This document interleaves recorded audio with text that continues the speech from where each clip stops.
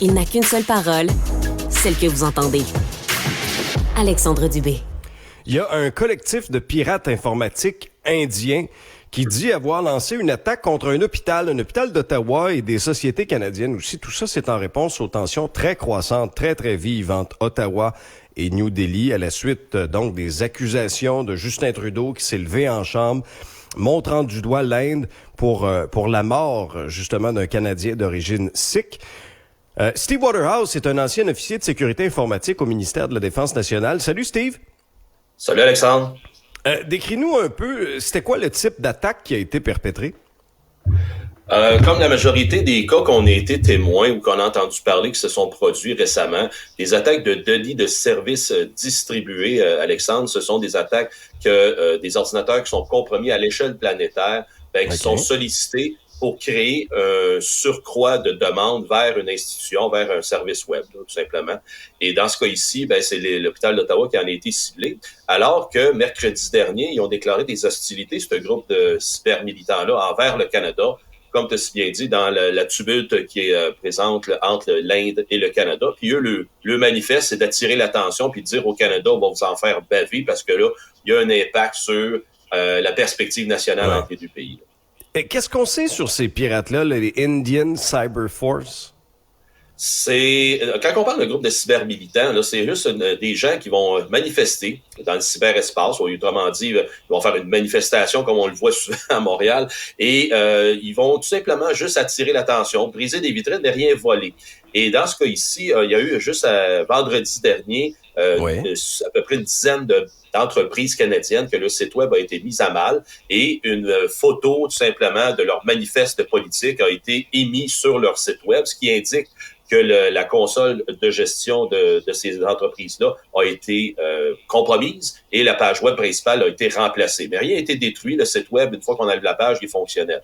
Alors ça, c'est encore une fois juste pour venir un peu brouiller les cartes, mais en même temps montrer que ils sont capables eux autres de faire ça. Le groupe, ils sont très actifs par chez eux, surtout avec le Pakistan, qui est un ennemi juré de l'Inde, et tout autant avec la Malaisie, l'Indonésie, puis un paquet j'appelle ça de problématiques régionales. Et là, parce que le Canada a attiré les attentions récemment, c'est pour ça qu'on les entend et on en parle aujourd'hui. Et pour nos organisations à nous, là, celles qui sont visées par exemple par ça, c'est quoi les conséquences? Est-ce qu'il y a, je sais pas moi, des données personnelles sensibles qui risquent d'être mises à risque, ou c'est simplement qu'on paralyse la page pendant un certain temps, puis les conséquences ne sont pas plus graves que ça? Présentement, la première approche, c'est qu'ils ne font que du vandalisme sur les sites web et remplacent la page principale. Cependant, Alexandre, il y a eu ils ont eu des revendications comme quoi qu'ils ont été capables de dérober des informations personnelles sur un site, mais personne autour de moi. Exactement, mais sauf que ça a été difficile. Personne n'est capable autour de confirmer qu'il y a eu une grosse pièce d'information qui a été volée d'une entreprise canadienne. Là, j'ai la liste ici devant moi.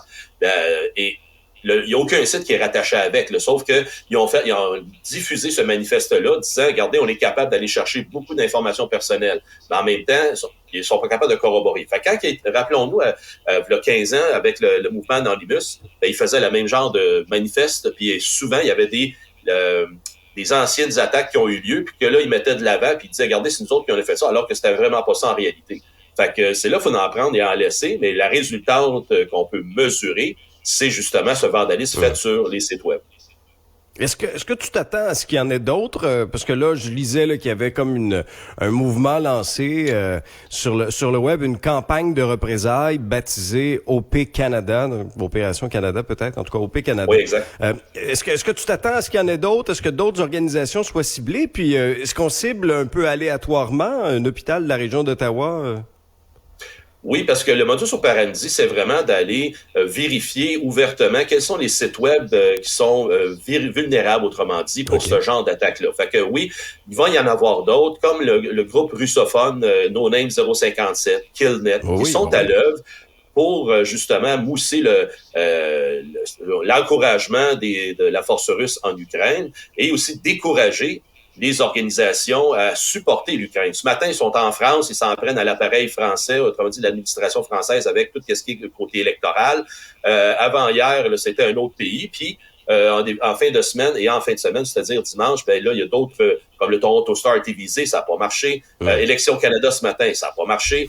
Mais il y en a d'autres comme le Winnipeg Free Press, eux, ça a fonctionné, et d'autres comme ça, donc aléatoirement, ça fonctionne, autrement dit, de bloquer l'accès. Puis encore une fois, Alexandre, je rappelle, c'est juste une tempête que il bloque les accès, il n'y a rien qui est détruit, et après 24-48 heures, ça revient en opération. Mais c'est certain que ça saisit au moment où on veut consulter l'information, puis elle n'est pas là.